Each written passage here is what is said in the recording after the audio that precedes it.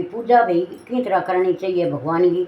योगीश्वर से भगवान श्री नारायण के अवतारों का वर्णन तो सुन लियो। बिंग उपरांत राजा जनक ने भड़े गयो गए ये भगवान जो मनुष्य भगवान का भजन नहीं करे और संसारिक भोगों में लिपत रहे, धंधा में हारो दिन और में, तो बगी के गति हुए है।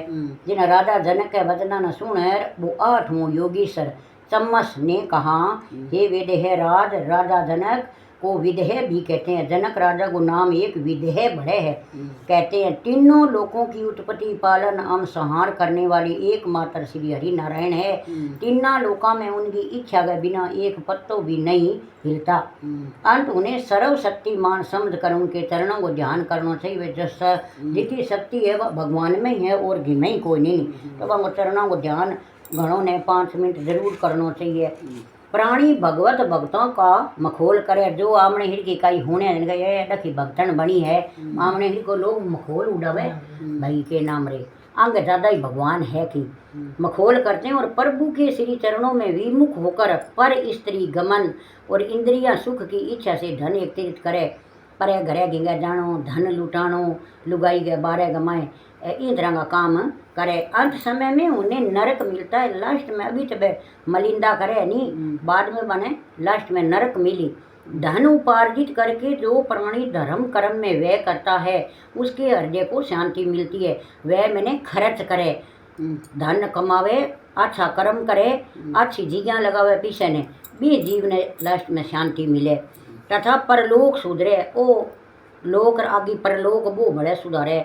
जो मनुष्य धर्म और अर्थ और काम तीन कर्मों में लिपत होते हैं उन्हें सुख की प्राप्ति नहीं होती, क्योंकि सुख का सार संतुष्ट है। जिसो मिल जाए आदमी आछो मड़ो मिल जाए, वो धन मिल जाए, रोटी मिल जाए, भी में संतुष्ट रहना चाहिए भाई।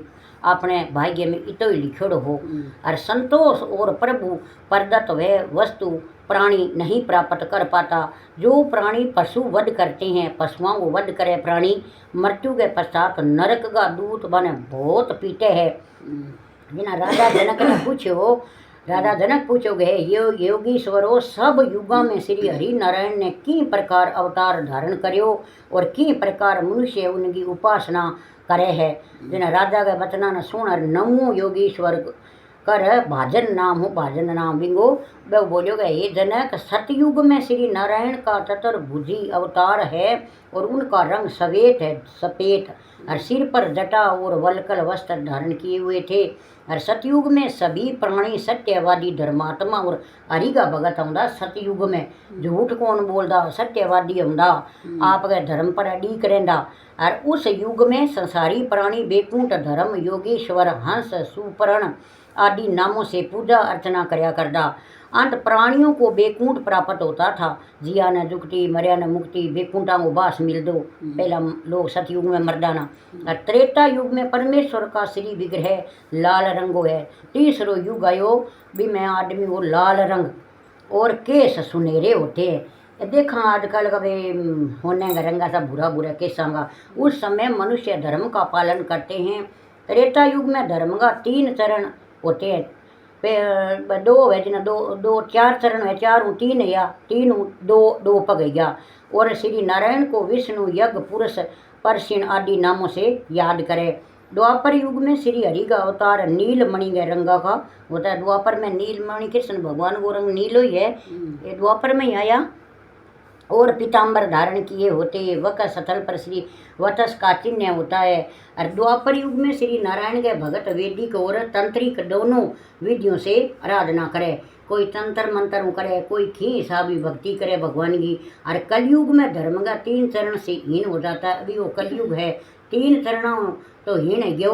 और अभी 1 चरण पर खड़ी है, धरती कर लो, भगवान कोई कर लो। तो अर्थात धर्म को 1 चरण शेष बचता है।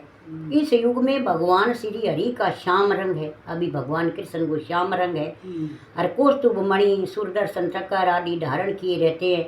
हे राजन, सतयुग में 10,000 वर्ष तक और त्रेता युग में 1,000, सतयुग में तो 10,000 वर्ष तक करता नहीं है कथा तो पुण्य मिल दो। और त्रेता में 1,000 नाम लेनो है और प्रभु का दर्शन हुए। और किंतु अभी कलयुग में नहीं, यदि संसारी प्राणी शुद्ध मन हृदय में अपने मन ने एग्राह कर थोड़ी देर तक बंगा चरणा को ध्यान करे नहीं तो वो प्राणी प्रभु की कृपा प्राप्त कर भव सागर हूँ पार जय।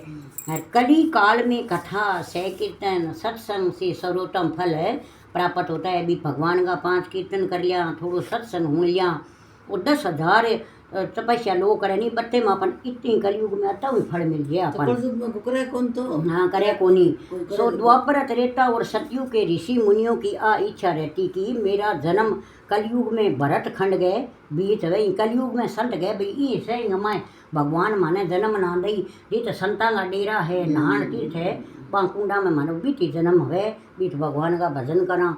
उपरोक्त कथा सुनने के उपरांत नारद जी ने वसुदेव जी को संबोधित करते हुए कहा, हे वसुदेव जी, शिशुपाल और पुंडरक ने शत्रु भाव से श्री कृष्ण चंद्र का ध्यान करया और शिशुपाल और पुंडरक तो कृष्ण भगवान आगे निश्चय वेद विरोध करो और कंस को 8 ही प्रहर अपने चारों ओर परम शत्रु विष्णु ही दिखाई देते थे।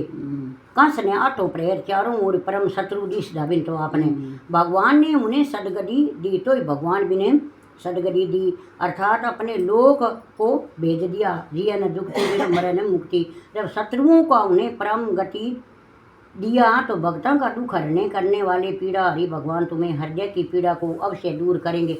विशाल लोग कंसल वर्गा माने भगवान माने भाई याद सताऊंदी हाँ मुक्ति दी तो अपन तो भगवान याद मन मारते बिन तो हर घड़ी भाई दिस दो बेटा भगवान का दुश्मनी बने रहा तो ही बना भगवान देख ले बंगी क्षमा करी तुम उन्हें अपना पुत्र ने समझो। वे सर्वशक्तिमान अंतर्यामी त्रिलोकी नाथ है। पृथ्वी को पाप के भार से मुक्त करने के लिए उन्हें अवतार लिया है। इस तरह नारद का उपदेश से वसुदेव जी का मोह नष्ट हो। बिंग बाद में देव ऋषि के चरणों में गिर कर कहने लगे, हे देव ऋषि, आपकी कृपा से मुझे ज्ञान प्राप्त हुआ और आपको कोटि कोटि प्रणाम बोलिए।